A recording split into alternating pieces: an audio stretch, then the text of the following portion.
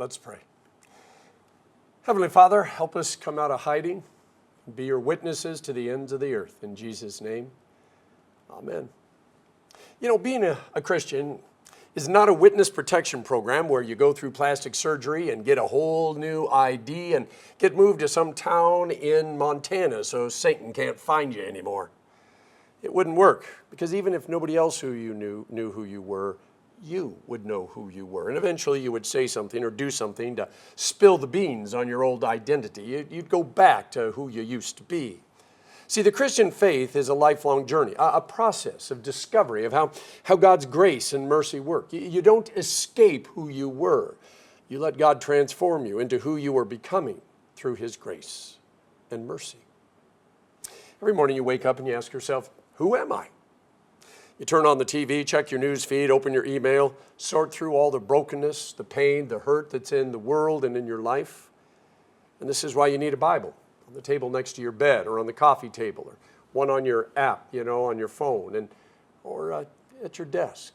So that whenever the darkness begins to get deep and the balance begins to tip, you open up the Gospels and you let God remind you who you are, who you were, and who you always shall be in His eyes.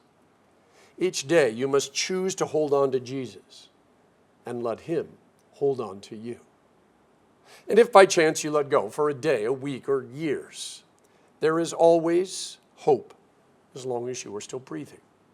That's why Jesus said, "Lo, I am with you to the end of the age." His promise is always more about Him and His love for you than it is about you and your love for Him.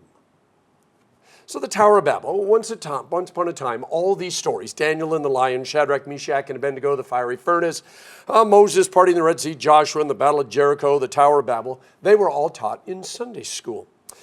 And just because just about every kid went to Sunday school, and when they memorized enough stories, they got their own personal Bible with their name engraved on it, well, the people who put together the scripture readings for each Sunday didn't think that we needed to include these stories in the lectionary because everybody already knew them.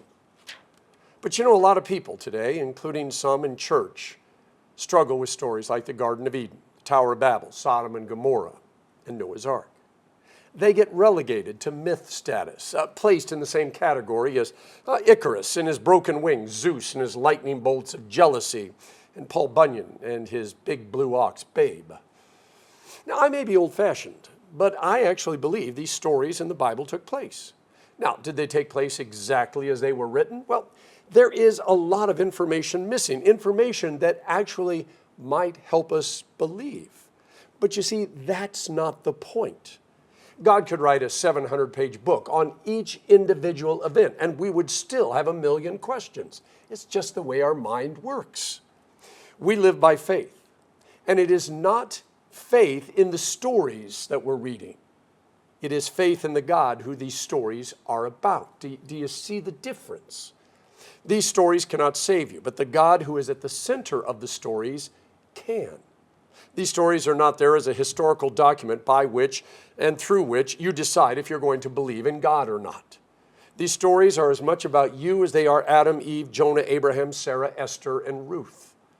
These stories tell the truth about you and about the human condition that we call sin. And these stories are the story of how God came to rescue us. To make the connection between the Tower and Babel and the Jewish harvest festival called Pentecost really doesn't take a genius. In its simplicity, we see how all the world's different languages came about because of sin, and how the Holy Spirit has the ability to interpret those languages for the sake of the gospel. Problem created, problem solved. Or was it? See, Babel and Pentecost are about more than just a communication problem.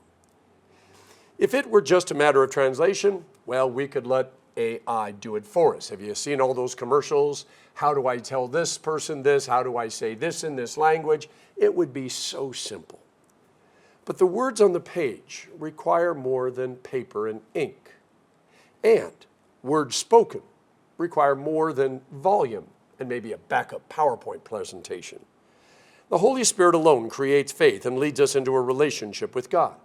So while the Word of God is necessary, it must also contain the breath of the Holy Spirit, just as the water of baptism and the wine and the bread of Holy Communion must be more than just elements of nature.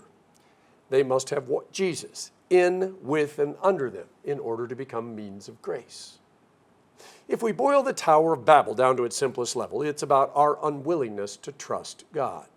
Now, Genesis says that God created us in His image, but that isn't good for us. We don't want to be in the image of God. We want to be God. And when God created us in His image, part of what He put deep into our DNA is the passion to dream, to create. And it would have been so much safer if God had just made us robots that had no original thoughts, ideas, no passion, not even caring to change anything. But God's love for us is too great. And so He gave us the ability to create beautiful things, but also terrible, dangerous things. The Tower of Babel is about human ambition and what happens when we build our own kingdom instead of seeking God's kingdom. When God said, if as one people, speaking the same language, they have begun to do this, then nothing they plan to do will be impossible for them.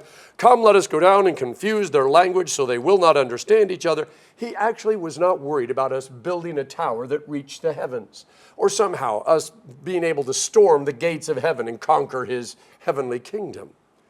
No, God knew that once we got a taste of power and control, we would not let go of it, even if it cost us our eternal life in heaven.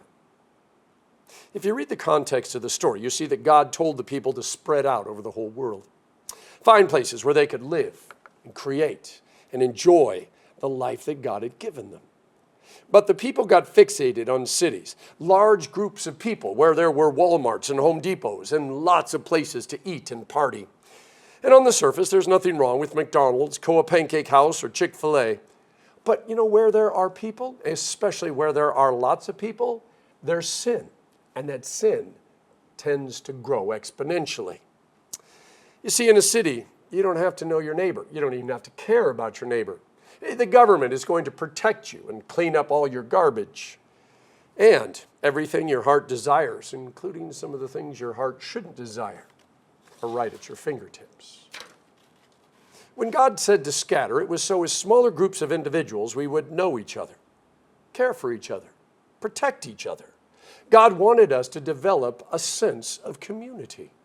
The whole love one another, forgive one another, care for one another that Jesus talks about wasn't something that suddenly occurred to God after Jesus got born in Bethlehem. No, it has always been God's desire for us to develop and live in community. But in order for us to do that, we have to be willing and capable of communicating. Not just with words, but something far deeper than letters and punctuation and nouns, verbs, and sentences. One of my favorite chapters in the Bible begins, in the year King Uzziah died. Now, I have nothing against King Uzziah, and maybe if I had known him, I would have been sad that he had died. But to be bluntly honest, those words are simply a historical marker, so we have an idea of when, Isaiah spoke these words. Isaiah goes on about this vision he had in heaven of God needing somebody to go out to the world and tell the broken, sinful, tearing itself apart world that God loves them, that there's grace and mercy. And Isaiah is overwhelmed. And he says, I'm a man of unclean lips, and I live among a people of unclean lips. And this begged the question, if everybody has unclean lips, who is capable of taking God's word to the world?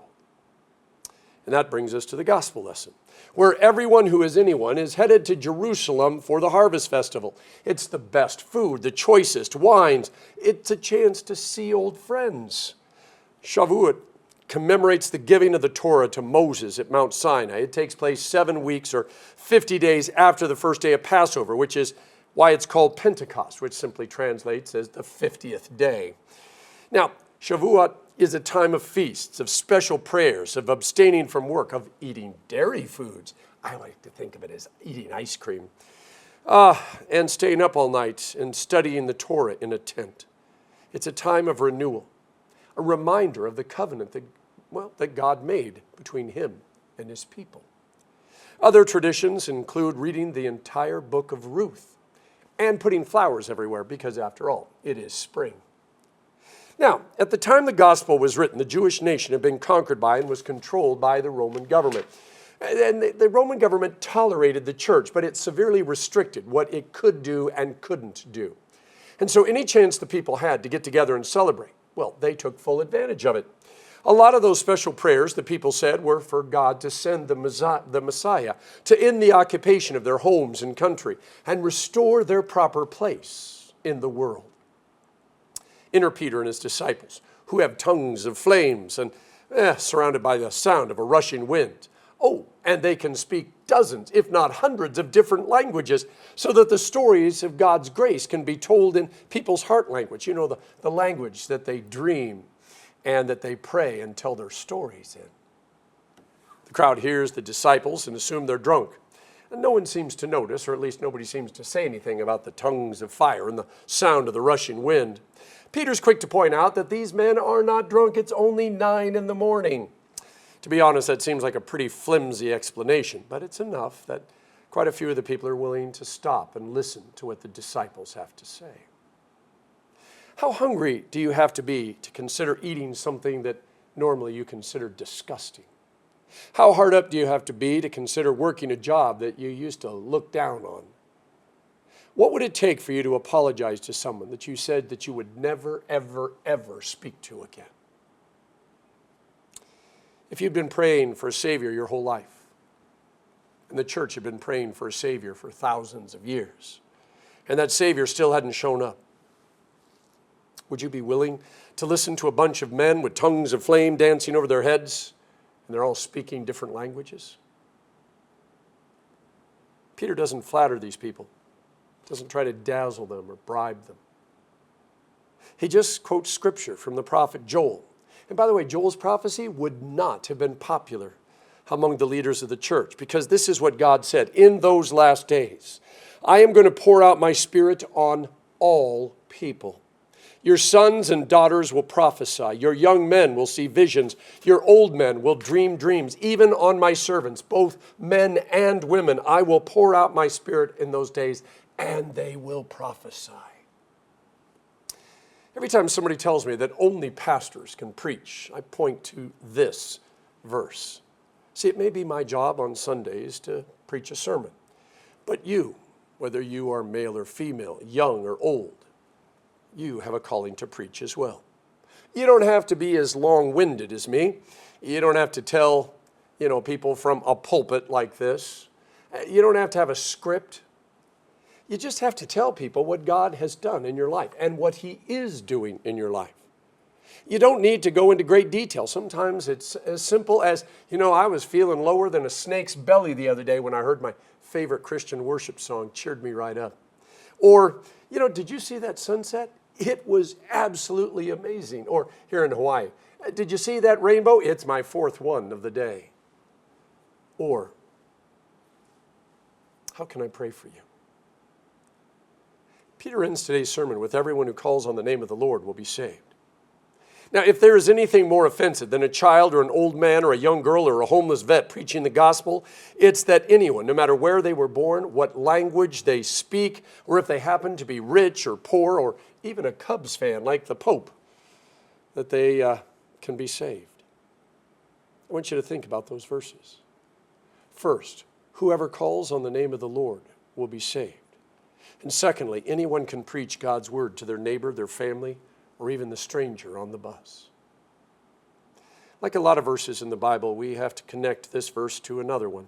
See, in Romans 10, St. Paul quotes Peter's sermon, everyone who calls on the name of the Lord will be saved. But of course, I should mention that they're both quoting the prophet Joel.